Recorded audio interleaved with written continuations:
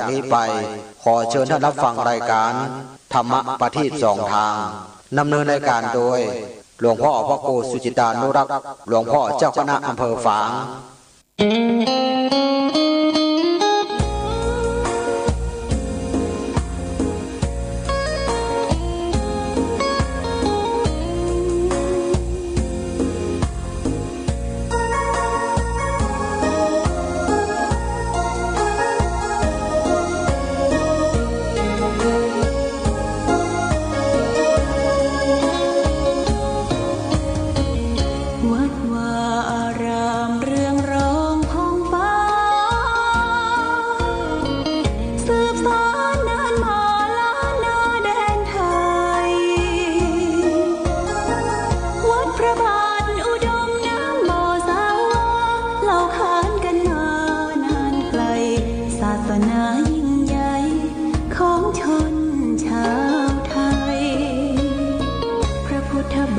จำลองของพระ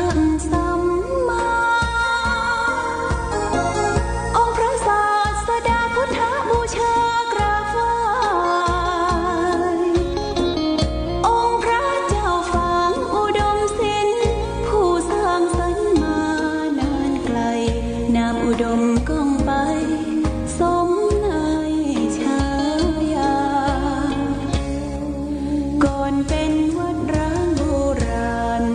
สืบสาน2524พระมหาราชครูเกษราปัญญาปรมัตติกาจารย์จากวัดดำไพเชียงใหม่สืบสานเวลาผ่าน131 ปีนานไกลวัดพระบาทอุดมรุ่งเรืองงามตาเจ้าน้อยบุญทาวงศาข้าหลวงบวงเชียงใหม่ปกครองหัวเมืองฟ้าทุ่มเทแรงกายแรงใจทุกชาติพันธุ์รวมใจรักษามัคคี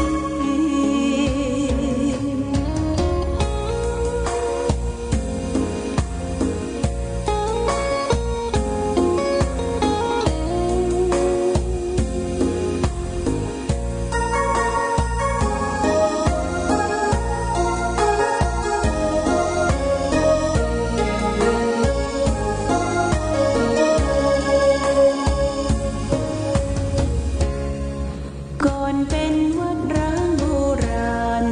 สืบสาน2524พระมหาราชครูเกษราปัญญาปรมัตติกาจารย์จากวัดดำไพเชียงใหม่สืบสานเวลาผ่าน131 ปีนานไกลวัดพระบาทอุดมรุ่งเรืองงามตาเจ้าน้อยบุญทาวงศาข้าหลวงบวงเชียงใหม่ปกครองหัวเมืองฟ้าทุ่มเทแรงกายแรงใจทุกชาติพันธุ์รวมใจรักษามัคคี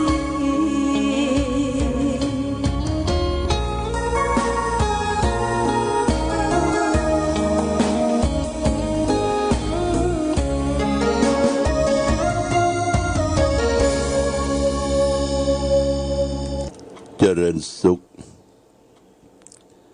ศรัทธาสาธุชนญาติโยมท่านพุทธบริษัททั้งหลายวันนี้รายการธรรมะประทีปส่องต่าง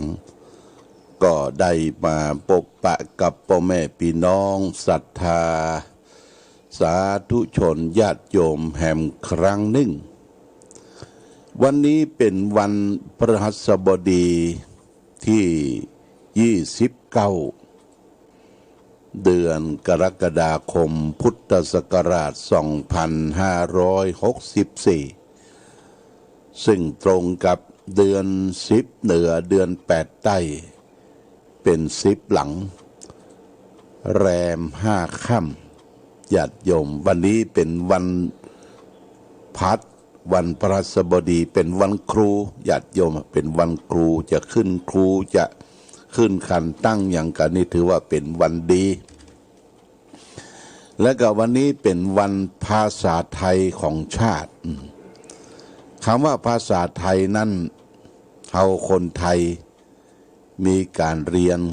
การศึกษาเป็นภาษาทั้งภาษาเขียน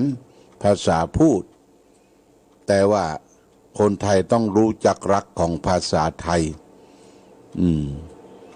โดยเฉพาะไปสอบภาษาไทยบ่ได้ก็โต๊กนะญาติโยมนะภาษาไทยก่อนการที่ผ่านพ้นมาเราจะได้ยินเสียงนักร้องลูกทุ่งก็ดีนักร้องลูกกรุงก็ดีเนี่ยเปิ้นจะออกเสียงภาษาไทยชัดเจนอย่างคุณสุรพลสมบัติเจริญเนี่ยก้านแก้วสุพรรณทูลทองใจหรือแม่ผ่องศรีวรนุชญาติโยมเราต้องไปฟังเสียงก่อนที่เปิ้นฮ้องเพลงตัวรอตัวลอตัวกล้ำตัวอย่างชอช้างนี่อย่างเปิ้นออกเสียงชัดเจนนะแต่บัดเดี๋ยวนี้นักร้องสมัยใหม่ฮ้องเพลงแบบอมลิ้นญาติโยมนะอมลิ้นบ่ค่อยชัดเจนหรือว่าบ่ค่อยทอบฮ้องเพลงบ่ค่อยทอบนี่เราจะได้ฟังเสียงภาษาไทยชัดเจนก็ต้องไปฟังเพลงลูกทุ่งก่อนการที่ผ่านพ้นมาอย่างแม่ผ่องศรีคือคุณผ่องศรีวรนุชเนี่ยรถด่วนขบวนสุดท้ายรถด่วนขบวนสุดท้ายรถเปิ้นจะลั่นลิ้นนะรถยนต์เนี่ยรถลั่นลิ้นเนี่ยญาติโยมวันนี้เป็นวันภาษาไทยนะวันภาษาไทยญาติโยมปุ๊บมาก็ใกล้จะหมดเดือนกรกฎาละเข้าพรรษามาเป็นอาทิตย์ที่2นะอาทิตย์ที่2แล้ววันศีลวันพระดีก็จะไปตรงกับวันที่1ญาติโยมนะวันที่1นี่แรม8ค่ำวันที่1สิงหาคมการไปวัดไปวาก็ต้องระมัดระวังการสัญจรไปที่ห้านที่นี่ก็ต้องระมัดระวังโดยเฉพาะอย่างยิ่งร้านค้าร้านขายตลาดวันที่27อาตมาเดินทางไปที่วัดพระธาตุดอยสุเทพไปร่วมกัน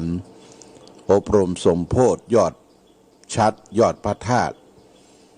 ก็บางที่ญาติโยมเพิ่งก็ปิดตลาดนะปิดตลาดอย่างตลาดขายสินค้าพืชผักผลไม้ที่ห้วยลึกเนี่ยห้วยลึกนะนี่พี่น้องรีซอพี่น้องที่ห้วยลึกเนี่ยเพิ่นปิดนะกูเตี้ยไปแวะกันนะตึกนะปิดหมดอ่ะเพราะว่า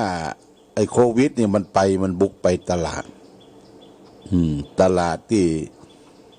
บ้านเฮาตลาดกาลยาตลาดป่าบงก็ถามแม่ครัวบอกว่าตุลุงมันบ่ค่อยจะมีอย่างขายละพักไม้ไส้เครือหรอกเปิ้นบ่ค่อยเอามาขายมันมีคนขายอันนี้ก็ต้องหันมาช่วยตัวเองญาติโยมนะและแถมอย่างหนึ่งขอฝากไว้การที่เฮามีมือถือก็ดีจะมีอินเทอร์เน็ตก็ดีลงข่าวได้ญาติโยมจะต้องฟังข่าวที่ชัดเจนถ้าฟังข่าวบ่ชัดเจนน่ะไปว่าโควิดเกิดที่ฮั่นแค่นี้คนล้มตายบางทีเฮาผิดกฎหมายด้วยนะผิดกฎหมายระหว่างการโซเชียลเนี่ยการลงข่าวเปิ้นว่านะเปิ้นว่ามาเฮาก็ว่าไปญาติโยมมือถือนี่สำคัญนะปุ๊บปั๊บเอามาลงต่อเชื่อมต่อไปเนี่ย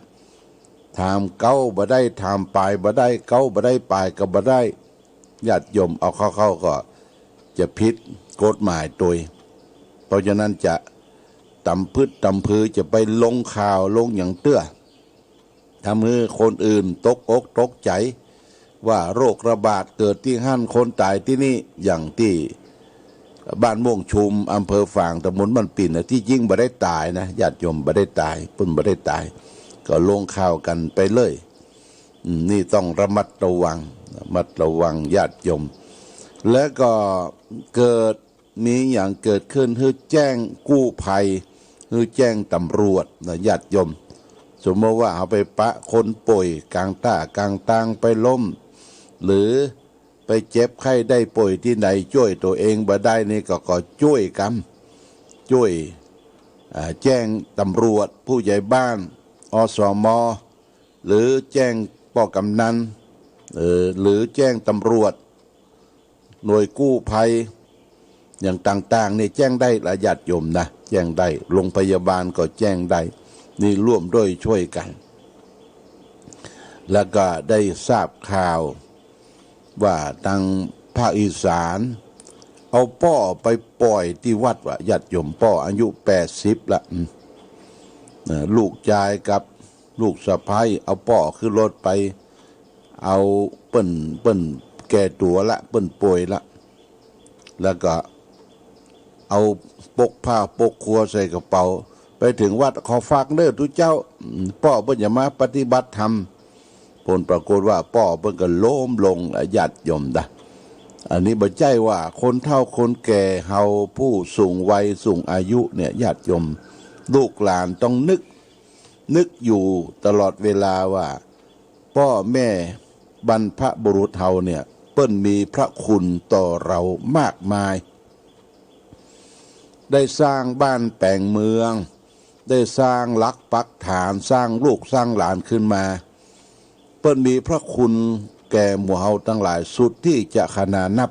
อย่าไปลืมญาติโยมอย่าไปลืมบุญคุณของพ่อของแม่ของผู้เฒ่าผู้แก่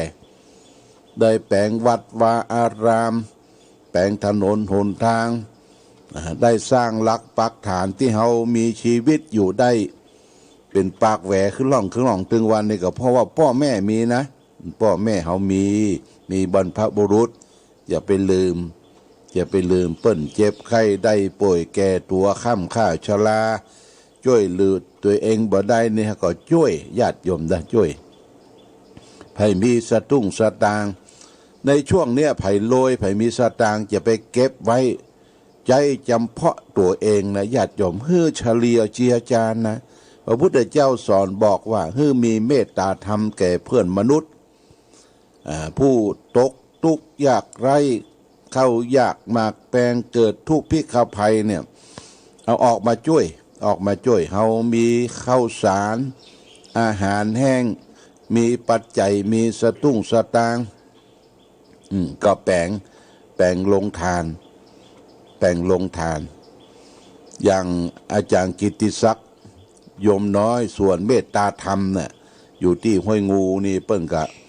แปลงไว้เป็นประจำนะที่สวนเมตตาธรรมนะแปลงไว้เป็นชุดเอาไว้หน้าสวนนะใครเดินทางผ่านมา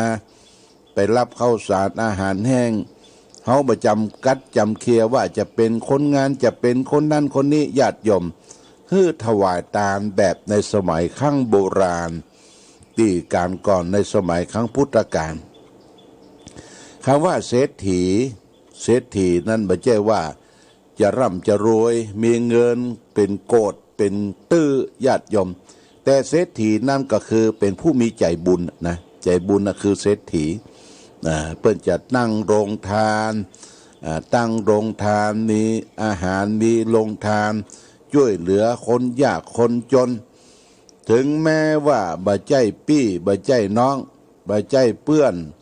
หรือสายโลหิตที่ร่วมต้องกันมา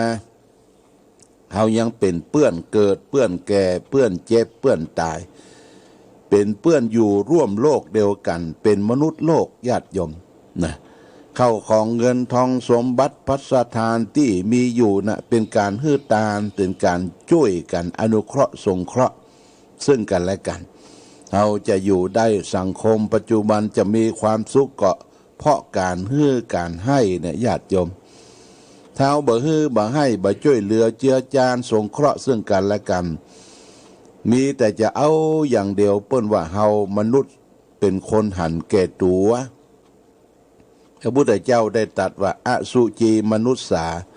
มนุษย์ผู้เห็นประโยชน์ส่วนตน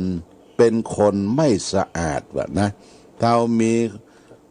ความเห็นส่วนตัวส่วนตนเนี่ยเป็นว่าเป็นคนบ่ได้สะอาดเท่าที่ควรนะเราก็จะต้องช่วยเหลือซึ่งอนุเคราะห์ซึ่งกันและกันนะญาติโยมนะเกิดเหตุเพศภัยอย่างเอี้ยเอาว่ามันเป็นภัยอย่างหลวงนะโรคโควิด -19 เนี่ยเป็นมหันตภัยใหญ่หลวงญาติโยมทีนี้ก็มาวกดูครอบครัวดูความเป็นอยู่ในการดำเนินชีวิตตัวนี้ก็โทรไปหาโชเฟอร์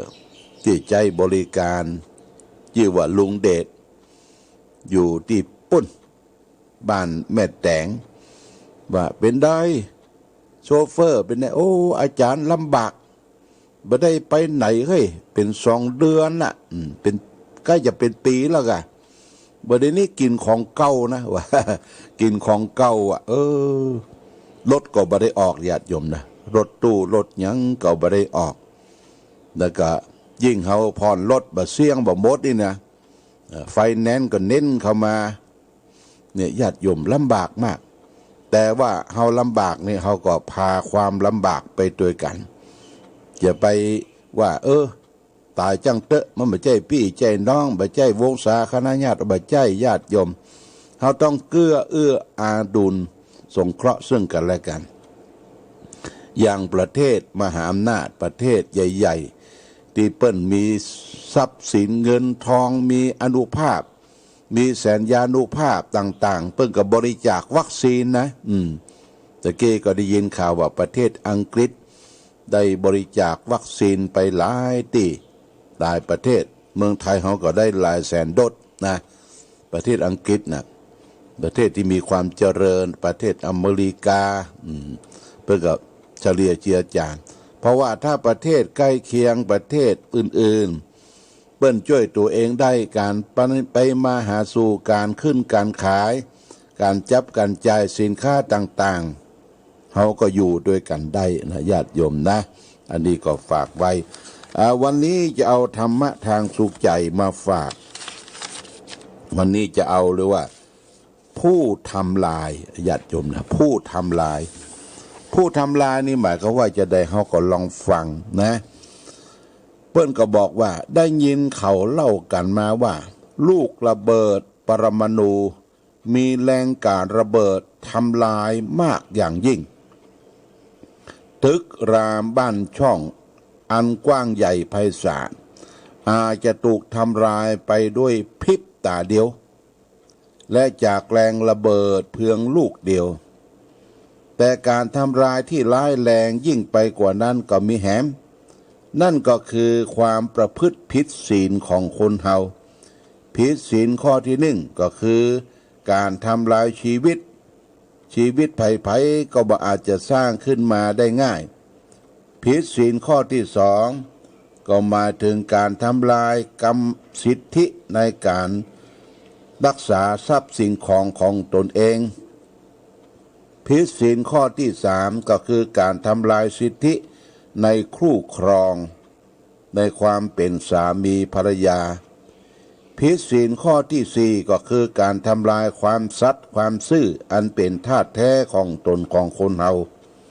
ผิดศีลข้อที่5ก็หมายถึงการทำลายกำลังและทำลายสมองส่วนดีๆของร่างกายของตัวเองแรงระเบิดทำลาย5ประการเนี่ยเพียงพอแล้วที่จะทำให้คนเฮาเสียคนไปยิ่งแรงระเบิดปรมาณูมันอาจจะทำลายได้มันเป็นทำลายแค่ร่างกายตายไปแล้วก็เกิดใหม่ได้อาจจะเป็นการพุทธการเกิดที่ดีกว่าเก่าเสียด้วยซ้ำไปแต่แรงแห่งการทำลายเพราะผิดศีลผิดธรรมเนี่ยมันทำให้ชีวิตแหลกละเอียดยิ่งไปกว่านั้นตัวอาจจะยังบ่ตายยังกินได้อู้ได้พูดได้เคลื่อนไหวไปมาได้แต่เป็นการกินการอู้การพูด และการไปมาเป็นไปเพื่อทำลายสิ่งนั้นเพราะเขาตายจากความเป็นคนแล้วกลายเป็นปีศาจร้ายที่บ่อนทำลายความสงบสุขของสังคมถึงข่าวล้มตายไปจิตใจที่ถูกทำลายส่วนดีเสียแล้วนั้นก็จะพุทธไปเกิดในที่ต่ำที่เลวฉะนั้นความประพฤติล่วงศีลล่วงธรรมเนี่ยจึงชื่อว่ามีชีวิตมีรัศมีทำลายแผ่ไปถึงโลกหน้าปุณณญาติโยมและทำลายไปถึงทุกภพทุกชาติเกิดมาเป็นคนเมื่อเป็นอย่างนี้แล้วก็อาจจะว่าบาร้ายแรงยิ่งกว่าการทำลายของระเบิดปรมาณูอย่างใดอิเทวะนินทังระภติเปปัจจามาเยจะธรรมโนสัพพะปัฏฐะทุมมโนภาโรสีเสสุอสามาหิโตคนเขาไม่ตั้งอยู่ในศีลย่อมได้รับแต่คำติเตียนนินทาในโลกนี้ตายไปก็ยังเศร้าโศกอยู่ในทุกข์อบายเขาย่อมประสบกับความสูญเสียในที่ทุกผลทุกแห่งนี่เป็นพุทธภาษิตจากเถรกถาคุตตกนิกายนะญาติโยมนะทำลายผู้ทำลายเพิ่งกับเปรียบเทียบเปรียบเปยว่าระเบิดปรมาณูที่ญี่ปุ่นเคยโดนในสงครามโลกครั้งที่สองนะทั้งเกาะล่มจมไปหมดผู้คนตายเป็นหมื่นๆแต่ว่านั้นก็สามารถที่จะลื้อฟื้นขึ้นมาได้แต่สิ่งที่ทำลายมนุษยชาติคนเฮาเนี่ยคือผิดศีลผิดธรรมผิดศีลห้าเนี่ยญาติยามมันทำลายภพนี้ตลอดไปถึงภพชาติหน้าภพหน้าแหมบ่ได้พุทธได้เกิดมันทำลายเฮานี่ก็การผิดศีลผิดธรรมเพราะนั้นศีลธรรมศีลห้าเนี่ยเป็นรากฐานของความเป็นมนุษย์ของคนเฮาก็ควรที่จะรักษาศีลกินทานทำตนให้เป็นประโยชน์ตนประโยชน์ท่านสร้างความสุขในชีวิตของตนเองนะญาติโยมนะสร้างความสุขให้เกิดชีวิตของตนเองประหยัดอดออมในการดำเนินชีวิตดีศีลดีธรรมก็น้อมนำซึ่งความสุขเกิดขึ้นมาได้เพราะฉะนั้นการรักษาศีลกินทานก็เป็นคนที่นิ่งสงบนะญาติโยม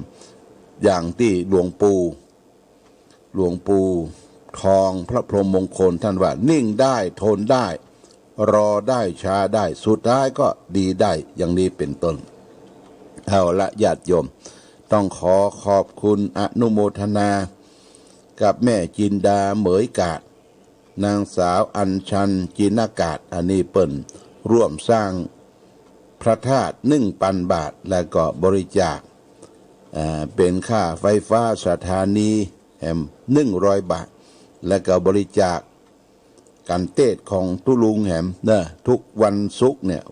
ศุกร์ละ100 บาท100 บาทเพิ่นว่าจะนั้นต้องขออนุโมทนาเพิ่นก็อยู่ปุ้นบ้าน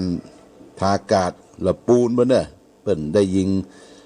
ทางวิทยุก็สนใจได้บริจาคให้หอมมาต้องขออนุโมทนาพรดังนั้นก็ขออนุโมทนากับเจ้าภาพเจ้าศรัทธาที่ได้บริจาคให้หอมช่วงเข้าพรรษามีแม่ชีวันธนีอิ่มรัตนรักษ์ได้ร่วมบริจาคสร้างพระธาตุ100 บาทวิทยุแห่ง200 บาทและก็พร้อมด้วยนางสาวนางมะลิวันพิเคราะห์งานพร้อมโดยครอบครัวร่วมทำบุญสร้างพระธาตุวัดพระบาทอุดมแห่ง200 บาทแล้วก็พร้อมด้วยนางถีละวันจิตอารุณพร้อมด้วยครอบครัวร่วมสร้างวัดพระธาตุตั้งเจดีย์แห่ง100 บาทต้องขออนุโมทนาสาธุญาติโยมทั้งสาธุชนที่ได้ให้ได้หอม อย่าบริจาค100 บาท200 บาทก็เป็นค่าอิฐหินดินทรายญาติโยมนะเจดีย์ที่เราบูรณะครั้งนี้เป็นการบูรณะครั้งยิ่งใหญ่ครั้งนี้เป็นครั้งยิ่งใหญ่เพราะจะเอาเจดีย์องค์เก่าไว้ตั้งในสร้างองค์ใหม่ไว้ตั้งนอกเพื่อมั่นคงถาวรอยู่หลายร้อยปีเช่นลูกเช่นหลานเช่นบรรของเฮาต่อไปแห่งหลายภพหลายชาติอย่างนี้เป็นต้นจึงขออนุโมทนามาณโอกาสนี้เอาละวันนี้รายการธรรมะประทีปส่องต่างก็ได้มาพบญาติโยมพอสมควรแก่กาลเวลาขอความผาสุกความเจริญของท่านผู้ฟังทั้งหลายจงได้มีความสุขความเจริญปราศจากสรรพทุกข์โศกโรคภัยโรคโควิด -19 ซึ่งเป็นภัยมหันตรายนี้จะได้มากำมากายมาสู่บ้านสู่จองของพ่อแม่พี่น้องญาติโยมสาธุชนหรือทุกท่านมีความสุขความเจริญยิ่งขึ้นไปรายการธรรมะประทีปส่องทางก็ต้องขอลาก่อนขอผู้ฟังจงตั้งมั่นจิตหันษาด้วย